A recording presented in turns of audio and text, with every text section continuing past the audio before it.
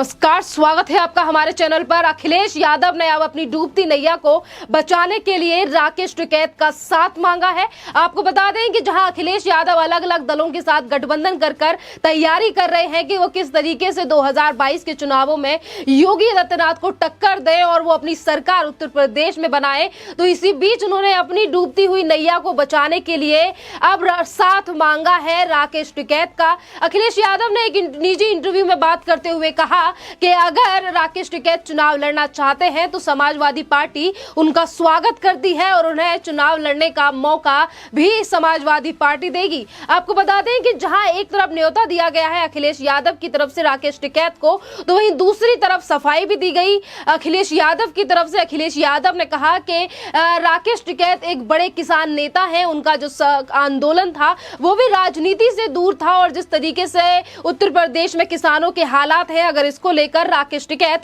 हमारे साथ आते हैं तो ये एक अच्छी खबर होगी, अच्छी बात होगी। आपको बता दें कि जो आंदोलन 13 महीने तक दिल्ली के चारों बॉर्डरों पर चला और उसमें कितनी तरीके से तमाम विपक्षी पार्टियों की तरफ से फंडिंग हुई, ये भी आज देश की जनता से बात छुपी नहीं है कि कैसे कांग्रेस और अन्य दलों की तरफ से फंडिंग इस पूरे के पूरे आंदोलन में हुई। और आज राकेश टिकैत को न्योता दे रहे हैं समाजवादी पार्टी के नेता अखिलेश यादव चुनाव लड़ने के लिए। खैर, ये तो बात साफ ही है कि कल जो पोस्टर हमें देखने के लिए मिले थे उत्तर प्रदेश के मेरठ में, जहां पर अखिलेश यादव के साथ राकेश टिकैत और आरएलडी के नेता जयंत चौधरी दिखाई दे रहे थे, इस बात से ही साफ हो गया था कि आने वाले 2022 के चुनावों में शायद अखिलेश यादव के साथ आ सकते हैं राकेश टिकैत। और अब इस बात की पुष्टि करते हुए नजर आ रहे हैं अखिलेश यादव, और अखिलेश यादव लगातार ये मौका दे रहे हैं राकेश टिकैत को कि वो उनके साथ आकर चुनाव लड़े। इससे पहले जब फोटो वायरल हो चुकी हैं पूरे उत्तर प्रदेश में, मेरठ में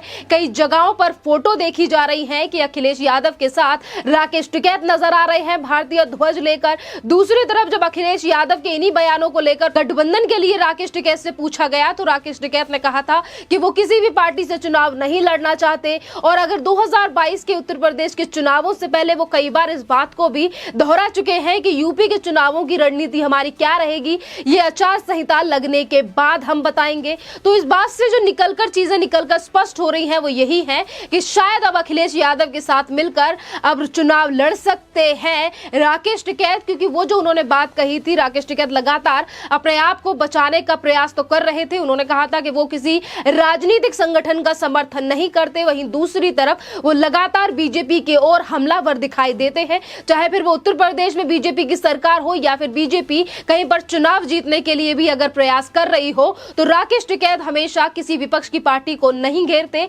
जहां एक तरफ राकेश टिकैत कहते हैं कि वो किसान नेता है, किसानों के हित की बात करने वाले नेता हैं, तो वहीं राजस्थान से लेकर छत्तीसगढ़ और छत्तीसगढ़ से महाराष्ट्र के किसानों का क्या हाल है, राकेश टिकैत कभी भी उन पर बात नहीं करते कि क्यों राजस्थान में कांग्रेस ने किसानों की कर्जा माफी नहीं की। और यही बात अगर उत्तर प्रदेश पर आती है, क्योंकि जहां पर बीजेपी की एक सक्षम सरकार है, योगी आदित्यनाथ की सरकार है, आने वाले समय में चुनाव आ रहे हैं, जहां राकेश टिकैत लगातार योगी आदित्यनाथ के खिलाफ बयानबाजी करते हुए नजर आते हैं। कभी वो बोलते हैं कि अभी अगर हम 13 महीनों तक बॉर्डरों पर बैठे हैं तो वो तो सिर्फ हमने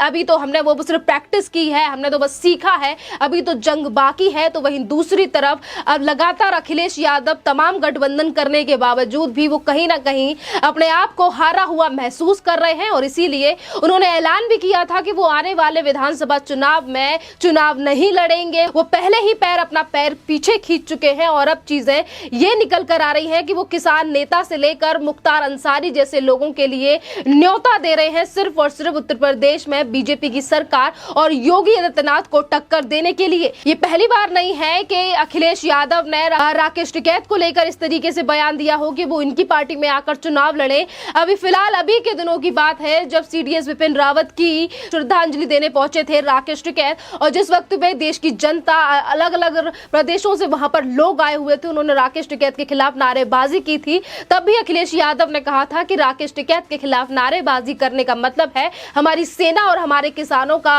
अपमान करना, जो कि देश कभी माफ नहीं करेगा। वो बात भी बीजेपी के खिलाफ बोलने का प्रयास अखिलेश यादव की तरफ से किया गया था। बहरहाल उसके बाद जो देश की जनता ने काफी ज्यादा ट्रोल भी अखिलेश यादव और राकेश टिकैत को किया था। और यही बड़ी बात नहीं है कि अब जब चुनाव आने वाले हैं और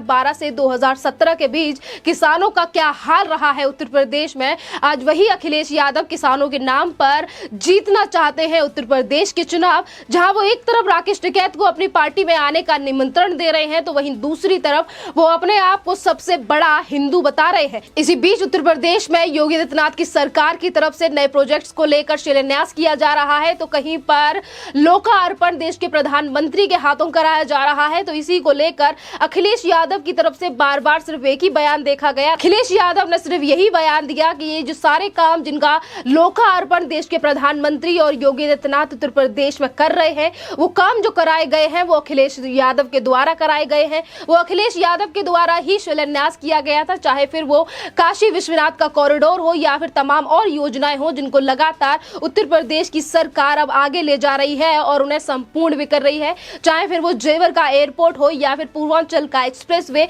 तमाम ऐसे काम है जो आज योगी आदित्यनाथ ने उत्तर प्रदेश में कर दिखाए हैं। और अपनी हार के डर की वजह से आज अखिलेश यादव हर बार और हर काम को लेकर ये कहते हैं कि उत्तर प्रदेश की मेट्रो से लेकर काशी विश्वनाथ का कॉरिडोर वो सब अखिलेश यादव की सरकार में शुरू किए गए थे और ये अखिलेश यादव का काम है जिसका फीता सिर्फ योगी आदित्यनाथ और देश के प्रधानमंत्री काट रहे हैं। अभी जब हाल फिलहाल के ही दिनों में जब पूछा गया अखिलेश यादव से 2022 के चुनावों को लेकर के टक्कर में देश के प्रधानमंत्री भी हैं और लगातार वो उत्तर प्रदेश का दौरा कर रहे हैं, तो इसी बीच अखिलेश यादव ने कहा कि मेरे साथ तो युवा खड़ा है, मेरे साथ तो पूरे उत्तर प्रदेश की जनता है। और इसी तरीके जो सपने आज अखिलेश यादव युवाओं को लेकर अपने साथ देख रहे हैं। और इससे पहले वो ये भी कह चुके हैं कि जो प्रदेश का किसान है वो एक मत होकर योगी आदित्यनाथ को वोट नहीं देगा। ये उसी राकेश टिकैत के बलबूते पर राकेश टिकैत को अपने साथ लाने का सपना जो है अखिलेश यादव का, वो इसीलिए है क्योंकि अखिलेश यादव यहाँ जो रणनीति है उनकी, वो ये सोच रहे हैं कि शायद आने वाले चुनावों में अगर राकेश टिकैत समाजवादी पार्टी के साथ हाथ मिलाते हैं तो शायद अखिलेश यादव को कुछ ज्यादा बेनिफिट हो जाएगा या फिर उनकी सरकार उत्तर प्रदेश में आ जाएगी। पर यह भी चीजें किसी से छुपी नहीं है कि 2014 में जब राकेश टिकैत ने चुनाव लड़ा था आरएलडी की तरफ से, तो किस तरीके से जमानत जब्त हो गई थी। और अभी भी अगर पंचायत के चुनाव हुए हैं, जिला पंचायत के चुनाव भी अगर उत्तर प्रदेश में हुए हैं, तो क्या हाल राकेश टिकैत के गांव यानी कि सिसोली और आसपास के मुजफ्फरनगर के जो इलाके हैं वहां पर क्या समाजवादी पार्टी का हुआ है, उससे भी राकेश टिकैत और अखिलेश यादव को एक सीख लेनी चाहिए थी। पर उसके बावजूद भी राजनीति है अखिलेश यादव, जहां दिल्ली की पार्टी यानी कि दिल्ली सरकार आम आदमी पार्टी से लेकर हर पार्टी के साथ गठबंधन कर रहे हैं, चाहे फिर वो राजभर की पार्टी हो या फिर तमाम और छोटे छोटे गठबंधन हो, उनके साथ गठबंधन कर अखिलेश यादव ये सोच रहे हैं कि शायद वो योगी आदित्यनाथ के लिए टक्कर दे सकते हैं। तो वहीं बयानों को लेकर जहां एक तरफ वो कहते हैं कि अगर मंदिरों का विकास देखना है तो सैफई आके देखिए, तो कभी वो ये कहते हैं कि लाल टोपी से डरे हुए हैं योगी और मोदी। क्योंकि अगर जया बच्चन के बयान की बात करें तो वो भी यही कह चुकी हैं कि 2022 के चुनाव आने वाले हैं, इसीलिए शिलान्यास और फीते काटे जा रहे हैं उत्तर प्रदेश में। और जहां योगी आदित्यनाथ की सरकार की बात करें तो जब से 4.5 साल योगी आदित्यनाथ की सरकार को उत्तर प्रदेश में हुए हैं, उसके बाद से ही 18 सितंबर को पूरे 4.5 साल हो चुके थे योगी आदित्यनाथ की सरकार को उत्तर प्रदेश में। और उसके बाद जिस तरीके से लगातार तेजी पकड़ी है विकास को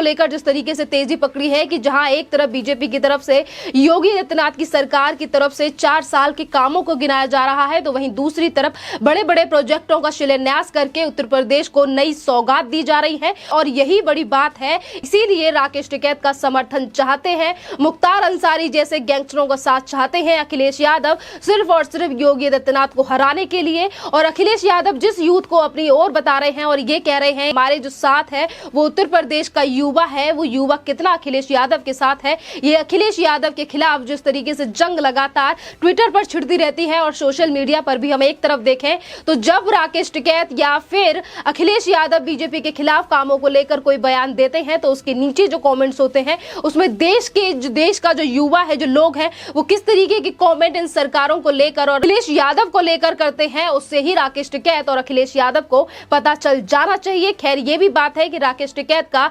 समर्थन लेने से भी अखिलेश यादव को कोई सपोर्ट नहीं मिलेगा, क्योंकि वेस्ट बंगाल भी जा चुके हैं, वेस्ट बंगाल भी गए थे और तमाम और जगहों पे जाने की बात पहले ही राकेश टिकैत कर चुके हैं। और राकेश टिकैत का एजेंडा क्या है चुनाव लड़ने के पीछे और कैसे राकेश टिकैत आईएसआई के लोगों से बात करते हुए नजर आए हैं और पीटर फेडरिक जैसे व्यक्तियों से बात करते आए हैं। और बात करें हम एमओ धलीवाल यानी कि पोएटिक जस्टिस के हेड, उससे बात करते हुए नजर आए हैं। यहाँ पर 26 तारीख को जो हिंसा हुई थी, इससे साफ है कि राकेश टिकैत की क्या मंशा थी। तो शायद ही अखिलेश यादव को कोई बेनिफिट हो 2022 के चुनावों में इस न्योते से। आपको इस टॉपिक पर क्या कहना है, आप भी हमें कमेंट करके जरूर बताएं। धन्यवाद।